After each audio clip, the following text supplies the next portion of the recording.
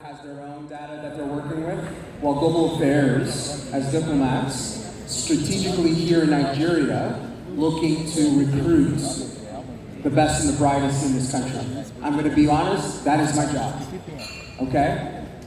I'm engaging with many of the universities, but also recruiters, and I'm hearing, okay, what is going on with the process? And I have to at least be, and I think we have this conversation, be transparent. Analytically, what our numbers are telling us, there's a record number of applications coming from Nigeria. Now, we know the demographic projections. You're a population that has about, 60% under the age of 25. You also have a culture and a society that prioritizes post-secondary education. Now, guess what? Many of you also want to apply to go to school abroad. So it was just a matter of time that the numbers were going to not just inflate, but really hit a particular type of ceiling. What's also going on at IRCC's standpoint to accommodate these new numbers is that there is restructuring. There's allocation of resources to expedite the process. That's my bad. As well as making sure that we do something that we call a response to misinformation, which is also a reality. You're not the only country that's being affected by that, but we also are encountering students, recruiters, universities that are having international students being informed with, or being misguided, for example. So we're having to combat that and through a contingency plan that involves significant resources in making sure that information is being readily accessible as well as understood, okay? With that said, Nigeria is fifth for Canada in terms of student applications and admissions. That said, what are some of the common mistakes that some applicants are still making at this stage? Could you at least highlight a few of them in order for those in the room can have a takeaway and inform their respective students? I must say, Canada's objective is to be transparent as much as possible and as well be fair in its assessment of applications. And one of the common mistakes, number one, is the use of agents. While it is not compulsory to use an agent, you can apply for your applications yourself. Ensure you're using an authorized agent. Because now we find that a lot of people are misrepresenting their information on their application.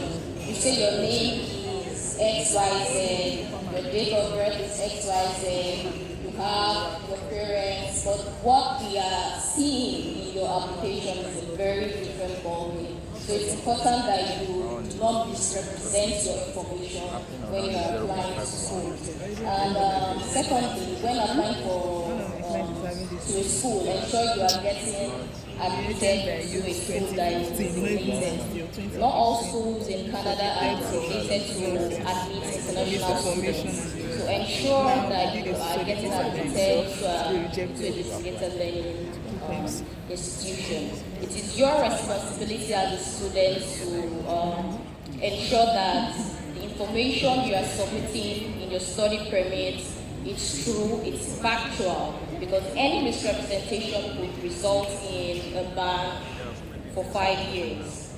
I don't know if you want to. And also ensure that you submit your application on time. Because if you don't submit your application on time and the start date has probably passed, you will be refused for that your start date has passed, so we'll probably get a new start date and come back and reapply. I did hear some huffing and puffing when you made the statement, Tim, about trusting agents. I'll give a response just in terms of how we work to create a regulatory body to keep agents accountable. That is a priority for the government of Canada. So that's been a response, knowing full well that there's been an increase in number. And then two, we're finding in terms of feedback, the analytics are saying that people are complaining about being rejected from schools, but we're also looking at what is the information, how is the applications being done? And we're seeing there's a significant gap between the guidelines that are being issued for a student permit, correct? As well as the information that's being inputted in the process. The reality is that we have a vulnerable demographic here of students. That's your priority. That's Applied Board's priority, that's you as recruiters, that's the universities. They're the bloodline. However, that they're still vulnerable. And so we have to make sure that they're equipped, not just with the right information, but they're also equipped with the right agents who are regulated to provide the right type of information. So it's not that complicated. We've created a certified college that if you want to be an agent in Canada and providing advice on the immigration process, you need to be registered.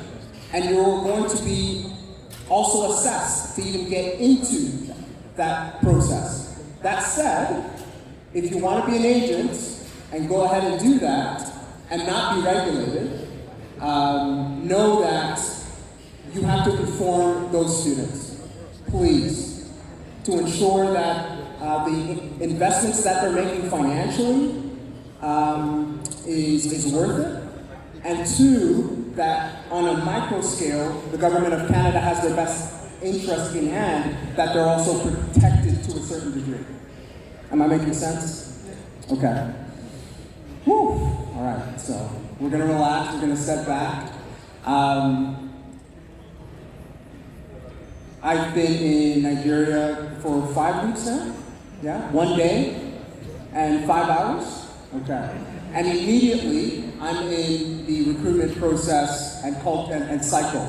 And so some of the students that I'm meeting and I'm engaging with, both in undergrad as well as at the graduate level, are talking about a few things. They're talking about the timeline, and they're also talking about the finances. Finance is an important topic that I'm going to touch on, and Mildred and Tanya, I want you to tackle as well. One, you can see that certain universities or post-secondary education institutions are starting to be creative about the admission throughout the year.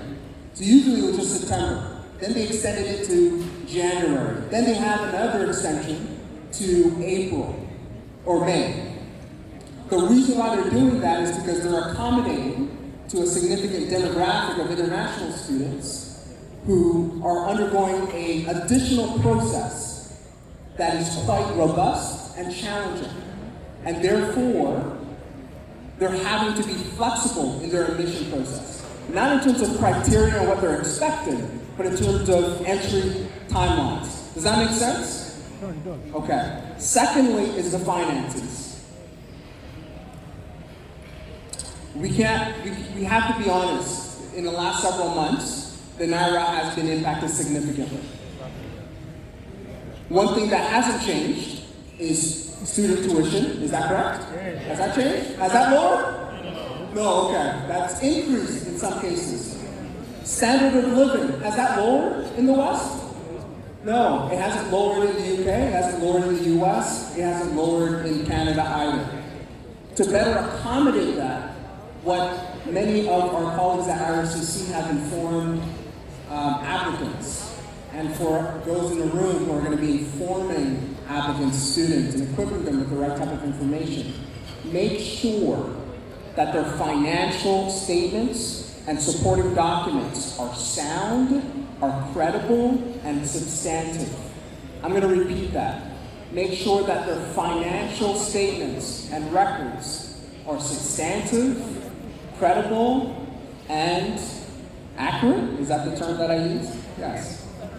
Reason why is we have these talented students applying, especially this past year.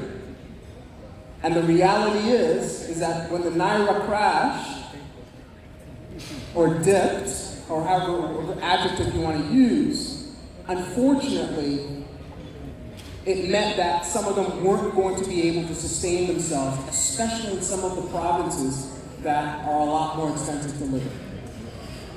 How to circumvent that?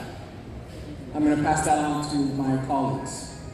What do they need to ensure that they can show, especially in societies that it's not only based on the individual, it's collective, right? Financial support is collective in a lot of these communities.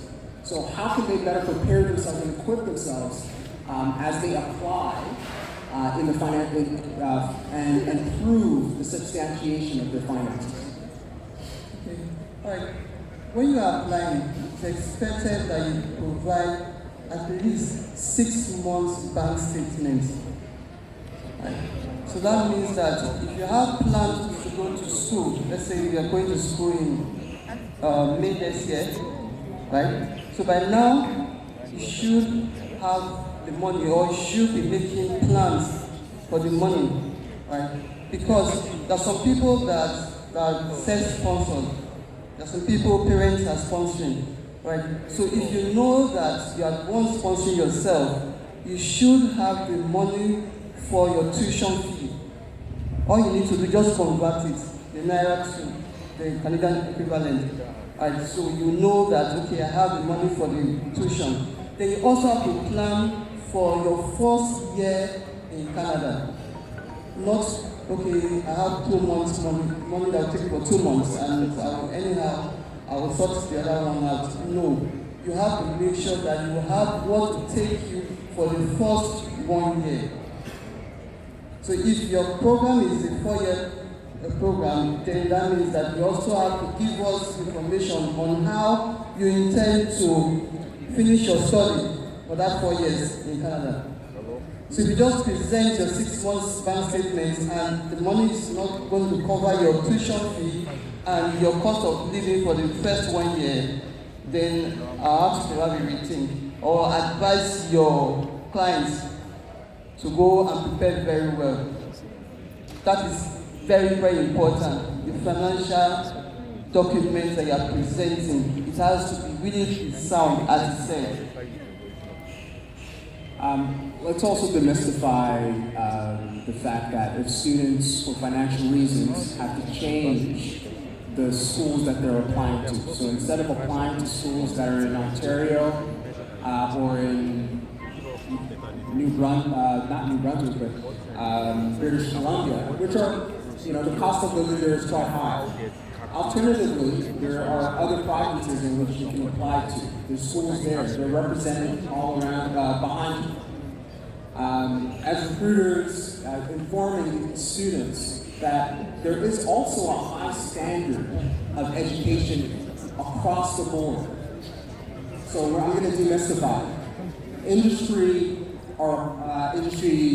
stakeholders, businesses are hiring students not just from the big name schools. For the sake of neutrality, I'm not going to name them. And by big name schools, I'm talking about brand, I'm talking about student body, and also tuition. Look at the tuition cost. But know and be comforted that if you go to a school that doesn't have the same type of name brand or the same type of tuition high cost, it doesn't mean that you can't graduate from one of the STEM programs and work for a great startup. It doesn't mean that you can't go to a smaller school, go to a great graduate school in England or in the US.